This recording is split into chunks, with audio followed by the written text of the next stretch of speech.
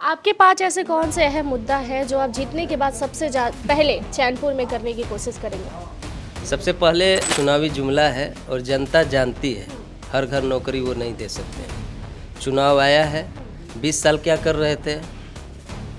15 साल 20 साल सरकार में रहे ना, तो उस समय नौकरी क्यों नहीं दिए? 2 मंत्री लड़े, 3 मंत्री लड़े, उससे कहीं कुछ नहीं है। 1990 से इतिहास देखिएगा चैनपुर विधानसभा का, तो वहाँ बहुजन समाज पार्टी ही लीड की है। क्या कमियां देखी सबसे ज़्यादा कि आपको लगा कि नहीं, मुझे क्षेत्र में आना चाहिए और जनता के बीच काम करना चाहिए?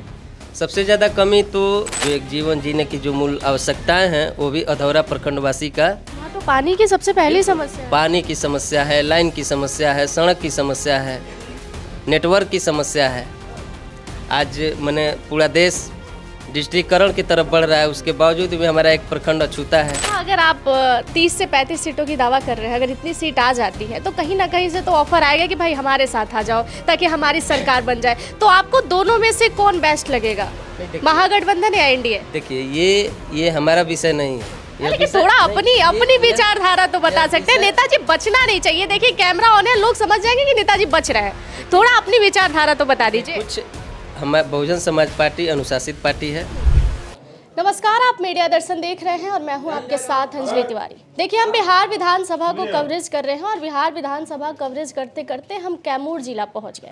और कैमूर जिले में आपको पता है कि 4 विधानसभा पड़ता है, जिसमें से एक चैनपुर विधानसभा भी है। और इस विधानसभा की राजनीति समीकरण थोड़ा हॉट इसलिए भी हो जाता है क्योंकि बिहार से सटा स्टेट जो है यूपी, उसका सीमा लगता है यहाँ पर। और यहाँ की थोड़ी राजनीतिक पहल चहल और थोड़ी सी आप जब महसूस करेंगे तो लगेगा कि ये थोड़ी दिशा उस ओर भी जाता है जहाँ राजनीतिक मुद्दे का पारा कम और बेसी भी होता है। हमारे साथ अभी बीएसपी की तरफ से धीरज कुमार सिंह जी मौजूद हैं, जो प्रत्याशी भी हैं और अभी क्षेत्र का भ्रमण भी कर रहे हैं, मुद्दे भी देख रहे हैं और लोगों से मिल भी रहे हैं। ये इस विधानसभा का राजनीति किस तरह अपनी ओर मोड़ रहे हैं, लोगों को कैसे आकर्षित करते हैं, हम इनसे बात करते हैं। बहुत बहुत स्वागत है आपका हमारे चैनल में। बहुत बहुत धन्यवाद। कैसे हैं? बहुत बढ़िया। कैसा लग रहा है चुनाव माहौल, पूरा घूम के लोगों के बीच में हाथ जोड़ के आशीर्वाद मांग के? बहुत अच्छा लग रहा है और क्षेत्र में भ्रमण कर रहे हैं, लोगों से स्नेह मिल रहा है, आशीर्वाद मिल रहा है, समर्थन भी मिल रहा है। और चैनपुर विधानसभा के जो भी सम्मानित मतदाता हैं, इस बार परिवर्तन की ओर बढ़ चुके हैं और वह परिवर्तन करने के लिए तैयार है और नए चेहरे की तलाश में है। डर वर लगता है रात को सोते हैं तो कि 2-2 मंत्री हैं जो मंत्री भी रह चुके हैं और हम कहाँ उतर गए भाई उन लोगों से हाथ मिलाने, और थोड़ा घबराहट तो हो ही जाता होगा? नहीं, ऐसा कहीं नहीं है, घबराहट कहीं कुछ नहीं है। 2 मंत्री लड़े, 3 मंत्री लड़े, उससे कहीं कुछ नहीं है। 1990 से इतिहास देखिएगा चैनपुर विधानसभा का, तो वहाँ बहुजन समाज पार्टी ही लीड की है, तो कहीं हमको डर नहीं है। बहुजन समाज पार्टी यहाँ से लीड करेगी और पटना जाएगी। देखिए, यहाँ की राजनीति थोड़ा सा देख लीजिएगा तो देखिए, यहाँ कोई भी पार्टी का दबदबा बहुत ज़्यादा दिन तक चला नहीं है। और ये लकी सीट भी इसलिए माना जाता है क्योंकि तमाम जो पार्टी है वो इस सीट पर जो है अपनी दावा आजमाती रहती है, ये सोचकर कि शायद इस बार हमारे खाते में सीट आ जाएगा। बेशक ये सही कह रहे हैं, बीएसपी भी हर बार यहाँ लड़ाई में रही है और कई बार जीतकर पटना विधानसभा में बैठने का काम भी किया है। तो आपको क्या लगता है, इस बार आप अपना परचम लहरा देंगे चैनपुर विधानसभा में? 100% एकदम दावा है? बिल्कुल, कोई डर नहीं है यहाँ, किसी एकदम डर नहीं। जामा खान, बृज किशोर, किसी से नहीं? कहीं किसी से नहीं है। इसलिए नहीं है कि इन लोगों ने जनता का विश्वास जीता नहीं है। विश्वास नहीं जीता? बिल्कुल। अगर 4 बार से लड़ाई में है, क्या बात कर रहे हैं? 4 बार से लड़ाई में नहीं, जीते हैं। जीतने के बाद जो जनता का विश्वास जीतना चाहिए, क्षेत्र का जो कार्य होना चाहिए, वो कार्यों से संतुष्ट नहीं है चैनपुर विधानसभा की जनता। क्या कमी रही कि आपको आना पड़ा? संतुष्ट होते तो 8 पंचायत के किसान एक साथ वोट बहिष्कार की बात किए थे कि हम लोग वोट बहिष्कार करेंगे, यानी वोट मतदान ही नहीं करेंगे। क्यों? वर्क नहीं हुआ, काम नहीं हुआ, किसान को पानी नहीं मिला, पीने का पानी नहीं मिला। तो जनता जो है संतुष्ट नहीं है क्षेत्र में जनता दोनों लोग को निगलेक्ट कर रही है कि एक नए प्रत्याशी के तलाश में है और बहुजन समाज पार्टी की तरफ सबका झुकाव बन चुका है। क्या कमियां देखी सबसे ज़्यादा कि आपको लगा कि नहीं, मुझे क्षेत्र में आना चाहिए और जनता के बीच काम करना चाहिए? सबसे ज़्यादा कमी तो, क्योंकि यह क्षेत्र कृषि प्रधान क्षेत्र है चैनपुर विधानसभा, और कृषि प्रधान क्षेत्र होने के नाते किसान की सबसे बड़ी बदहाली क्षेत्र है। कोड़र बेल्ट में पानी की सबसे बड़ी समस्या है। जिसके कारण से, क्योंकि पूर्व में भी बृजकिशोर बिंद जी भी रह चुके हैं, कम से कम 12.5-13 साल रह चुके हैं, तो उन्होंने भी आश्वस्त किया कि हम किसानों की सिंचाई की व्यवस्था करेंगे, खेत तक पानी पहुँचाने का काम करेंगे, लेकिन वादा केवल किए। 13 साल में जब वो कुछ नहीं कर पाए तो इस बार किस जबान से जाकर के किसानों से कहेंगे कि आपकी समस्या को दूर कर सकते हैं। वहीं हाल अभी वर्तमान जो मंत्री थे जमा खां जी, वो भी आश्वासन दिए उस क्षेत्र के किसानों को कि हम आपके खेत तक सिंचाई पहुँचाने का काम करेंगे, तो वो भी नहीं कर पाए। तो इसलिए वहाँ की जनता ने एक संदेश दे दिया। वोट बहिष्कार करना उनका मुख्य उद्देश्य नहीं था, उनका मुख्य उद्देश्य यह मैसेज देना था समाज में कि हम लोग जो है ये दोनों प्रत्याशी अगर आएंगे मैदान में तो इन लोग के लिए हम लोग का वोट नहीं जाएगा। यानी कि यह संदेश जा रहा है कि वो लोग तीसरे विकल्प नए चेहरे के तलाश में हैं और वो लोग हमारे साथ में हैं। थोड़ा तीखा सवाल पूछूं कैमरे की तरफ, डर तो नहीं है? नहीं, डर नहीं। ऐसा क्या काम किया है आपने चैनपुर के लिए कि आपको लग रहा है कि हमारे पार्टी की तरफ भी लोगों का रुझान होगा, हमारे तरफ भी होगा, हमारे कार्यकर्ता की तरफ भी होगा और हम जीत के विधानसभा में जाएंगे? जैसे हम तो कोई सांसद विधायक हैं नहीं कि हमारा अधिकार तो है नहीं कि मैं नहर खुदवा करके उनके खेत तक पहुँचा दूँ, लेकिन उनकी समस्या को लेकर के हम उनके साथ खड़े रहें, उनके साथ सिंचाई विभाग में जाने का काम किया, उनके साथ खड़े होकर के धरना प्रदर्शन पे काम किया, मांग जो उनकी थी उनके लिए हम लोग काम किए, उनके साथ हम लोग खड़े रहे। अभी रोड बन रहा है जो भारतमाला परियोजना के तहत जो सड़क बन रहा है उसमें किसानों का धान रौंदा गया और यहाँ डार्क में रख करके किसान को कि सरकार द्वारा वार्तालाप चल रही है और अभी देखिएगा किसान का धान रौंद करके और उस पर काम भी नहीं लगा हुआ है, काम बंद पड़ा है और वही काम 2 महीना केवल रुक जाता, 1.5 महीना रुक जाता तो वह फसल जो है पक कर तैयार हो जाती और वह फसल जो है किसानों के घर में चली जाती, तो उसको भी रौंद दिया गया और किसानों को मुआवजा भी नहीं दिया गया। तो हमारे उस समय वर्तमान मंत्री क्या कर रहे थे? वर्तमान मंत्री सरकार के अंग थे, इस चीज़ को तो कम से कम 2 महीने तो रुकवा सकते थे, किसानों का जो अन्न था उसको तो उनके घर पहुंचाने का काम कर सकते थे। तो ये सब कहीं कुछ नहीं हुआ है। जनता जान चुकी है, किसान जान चुके हैं कि यह केवल झूठे वादे हैं, सायरन बजाने का काम करते हैं और कहीं कुछ काम नहीं है। आपके पास ऐसे कौन से अहम मुद्दा है जो आप जीतने के बाद सबसे पहले चैनपुर में करने की कोशिश करेंगे? सबसे पहले मुद्दा सिंचाई का है और पीने का पानी का है। और हमारे चैनपुर विधानसभा में एक प्रखंड अधौरा आता है जो आज भी मूलभूत आवश्यकता से वंचित है। जो एक जीवन जीने की जो मूल आवश्यकताएं हैं वो भी अधौरा प्रखंडवासी का। वहाँ तो पानी की सबसे पहली समस्या है। पानी की समस्या है, लाइन की समस्या है, सड़क की समस्या है, नेटवर्क की समस्या है। आज मैंने पूरा देश डिजिटलीकरण की तरफ बढ़ रहा है, उसके बावजूद भी हमारा एक प्रखंड अछूता है। तो बहुत सारी समस्याएं हमारे क्षेत्र में और अधौरा प्रखंडवासी को सभी जनप्रतिनिधियों ने जो भी बने वो ठगने का काम किए। आज आप उस प्रखंड में जाकर जायजा ले सकते हैं कि उनका क्या हालत है, उनका क्या रिस्पॉन्स आ रहा है क्षेत्र से। आप बदलेंगे तो नहीं बाकी नेताओं की तरह? बिल्कुल नहीं। झूठा वादा तो नहीं कर रहे हैं, जुमलीबाजी तो नहीं है चुनाव की? बिल्कुल नहीं। पक्का प्रॉमिस? कैमरे की तरफ देखिए, प्रॉमिस है हमारा, नहीं बदलेंगे एकदम। यदि आप बदले तो हम फिर चैनपुर यहाँ विधानसभा में आएंगे और फिर पूछेंगे कि धीरज सिंह ने क्या किया है इस विधानसभा में। बिल्कुल, आप आइए, यहाँ बहुजन समाज पार्टी जीत रही है और यहाँ बहुजन समाज पार्टी के ही विधायक रहेंगे। अब थोड़ा सा सवाल हम ऊपर चल के कर लेते हैं, राजनीति थोड़ा यहाँ से ऊपर।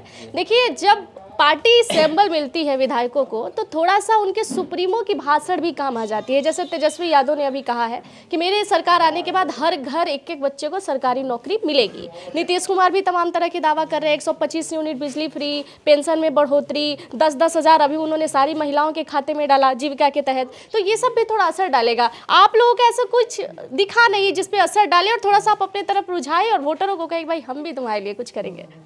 देखिए, ये सब जो जुमला है ये चुनावी जुमला है और जनता जानती है हर घर नौकरी वो नहीं दे सकते हैं। चुनाव आया है, 20 साल क्या कर रहे थे? 15 साल 20 साल सरकार में रहे ना, तो उस समय नौकरी क्यों नहीं दिए? उस समय पढ़े लिखे लोग नहीं थे क्या? उस समय भी पढ़े लिखे लोग थे, उस समय भी नौकरी दे सकते थे। लेकिन यह चुनाव का दौर आया है, जनता को कैसे झूठ बोल करके वोट को ले लें, फिर 5 साल बाद फिर दूसरा जुमला फेंक देंगे। तो ये उन लोग का काम है, कहीं कुछ नहीं है।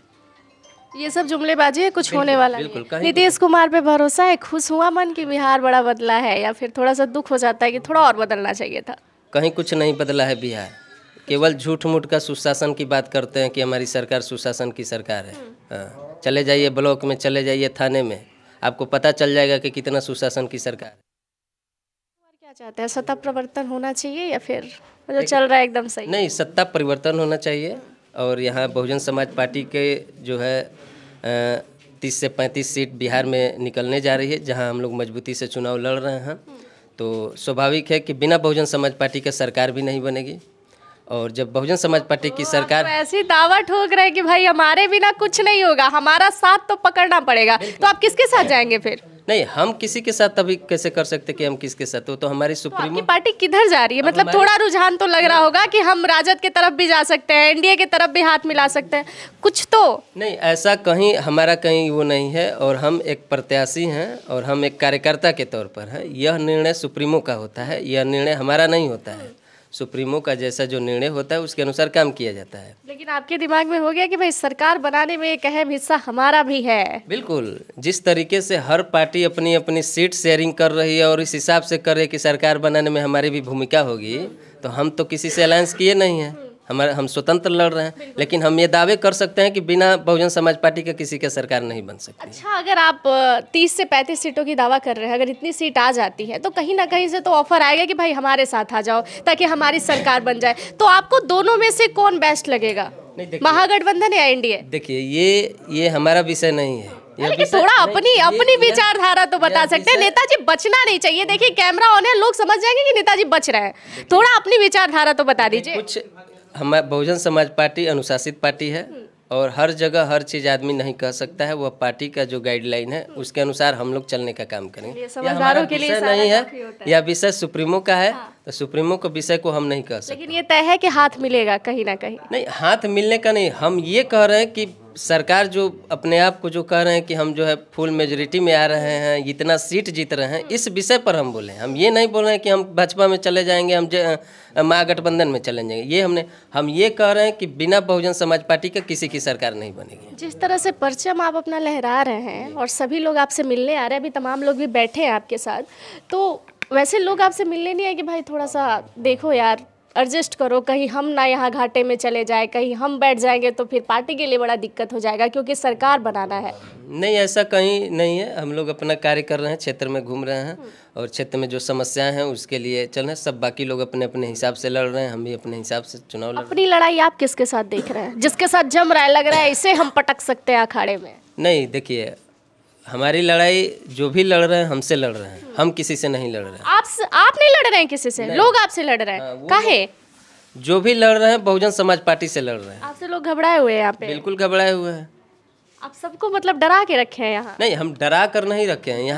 यहाँ हमारा जो मजबूती है चैनपुर विधानसभा में, यहाँ का कार्यकर्ता, यहाँ का मतदाता का जो उत्साह है वह बता रहा है कि जो सारे लोग जो है बहुजन समाज पार्टी से ही लड़ने का काम करें। अब कौन लड़ रहा है ये आप बता सकते हैं। अच्छा, बिहार में हमने जितना अभी विधानसभा को कवरेज किया, जितने जिले में गई, जितनी जगहों पर मैंने कवरेज किया, मैंने बीएसपी की सबसे ज़्यादा मजबूती चैनपुर में देखी है। इसकी कारण क्या है? चैनपुर की में यहाँ बीएसपी की इतनी ज़्यादा मजबूती क्यों है? क्योंकि यहाँ सबसे बड़ी तो आप देख रहे हैं जेडीयू, राजद, बीजेपी। नहीं, मजबूती चैनपुर में है और हमारे जिला में भी है। ऐसा नहीं है कि सभी मैंने चारों विधानसभा में है। आप बक्सर क्षेत्र में भी चले जाइएगा तो उस क्षेत्र में भी हमारी मजबूती है, हर क्षेत्र में है। तो मजबूती चारों विधानसभा में है, केवल चैनपुर में ही नहीं है। हाँ, उसमें से चैनपुर में ज़्यादा प्रभावशील है। आप किसका वोट काट रहे हैं? मैं किसी का वोट काट नहीं रहा हूँ, मैं वोट ले रहा हूँ। हम किसी का तो काट रहे होंगे ना सर? जमा खान का, ब्रिज किशोर का, कोई तो कनेक्ट कर रहा होगा कि भाई अब इधर चलते हैं, उधर नहीं। आपने अभी कहा कि लोग खुश नहीं है उन लोगों से, उनसे खुश नहीं है, मतलब आपके तरफ कनेक्ट हो रहा है। तो किसका सबसे ज्यादा काट रहे हैं? हम किसी का वोट नहीं काट रहे हैं, हम लड़ाई लड़ रहे हैं। और जिन लोगों ने जैसा कार्य किया वैसे जनता जवाब दे करके हमारे पास आ रही है। तो हम किसी का वोट काट नहीं रहे हैं, जनता हमको जिताने का काम कर रही है। नेताजी, देखिए मैंने बहुत सारे सवाल किए लेकिन बड़ा बचा के आप जवाब दे रहे हैं। लेकिन आपसे बात करके बहुत अच्छा लगा। बहुत बहुत धन्यवाद कि आपने अपना मुख्य समय हमारे चैनल को दिया। Thank you. चलते चलते दर्शकों के लिए क्या कहेंगे? मैं चैनपुर विधानसभा के सम्मानित मतदाता से अपील करता हूं कि बहुजन समाज पार्टी को जिताने का काम करें चैनपुर विधानसभा से। और चैनपुर विधानसभा से इस बार जो है मतदान शिक्षा के लिए, स्वास्थ्य के लिए, रोजगार के लिए और किसानों की सिंचाई के लिए आप लोग मतदान करें और चैनपुर विधानसभा से बहुजन समाज पार्टी को जिताने का काम करें। तो देखिए, हम चैनपुर विधानसभा को कवरेज कर रहे हैं और चैनपुर विधानसभा में हमारे साथ बीएसपी के प्रत्याशी धीरज कुमार सिंह है। हालांकि इसमें कोई डाउट नहीं है कि ये धरातल पर अपनी मजबूती बड़ा कस के रखे हैं और एक तो इनके साथ ताकत ये भी है कि इनको पार्टी का सिंबल मिला है और बीएसपी हमेशा से यहाँ पर लड़ाई में रही है, कई बार जीतकर विधानसभा में भी गई है और भाई राजद और जेडीयू के उम्मीदवारों को अखाड़े में पटकने की कई बार काम की है। तो इस सीट पर इनकी दबदबा थोड़ी ज्यादा तो है। बाकी हमने प्रत्याशी से बात की, क्षेत्र के सारे मुद्दों पर सवाल पूछने की कोशिश की। आपका क्या राय होगा इस वीडियो के बारे में कमेंट सेक्शन में जरूर बताइएगा। बाकी की तमाम जानकारियों के